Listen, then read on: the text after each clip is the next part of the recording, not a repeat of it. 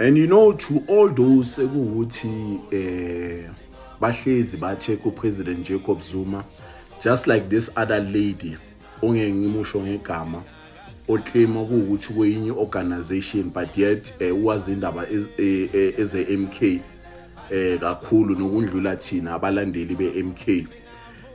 You know, I was tempted to ukhuluma nama-comrades ngithi bafethu it's about time ukuthi abantu bazi ukuthi uPresident Jacob Zuma naye unengane, unabantu abamlandelayo, kunabantu ukuthi nabo bakhona ukukhuluma, kunabantu ukuthi nabo bangawa attack ama-organization amanye and zikhale straight, unabantu ukuthi banga-attack ama-leader wabo zikhale straight.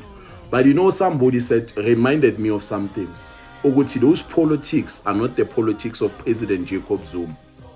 Amapolitiki okuatheka abantu or ukuthuka abantu nokuthuka nabantu abadala akusiyipolitika kaPresident Jacob Zuma. So that person reminded me and he said, look, those people, the reason also they are always speaking about President Jacob Zuma, it is because of they have nothing good or special to say about their leaders. The reason why those people are so focused in the politics of Umkhonto Wesizwe, that even themselves they will say it's an organization that is going nowhere, but yet they are so focused kuyo. It's because of they know that it is the threat to the white monopoly, therefore they are being paid. These people, whatever that they are doing, is not something that someone would just wake up and say, I'm going to. So that's when I understood, because of I was like, nah, asibaboniseni bafethu ukuthi kumkhonto wesizwe akhona amadoda wangempela, asibathatheni. When somebody says something, nathi siyahlasela.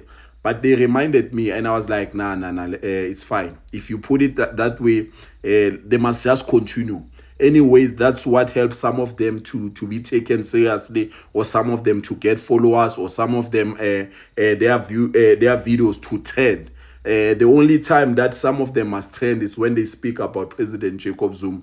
But when I was told that, I then understood that no, for this, when they speak about their leaders, they cannot trend.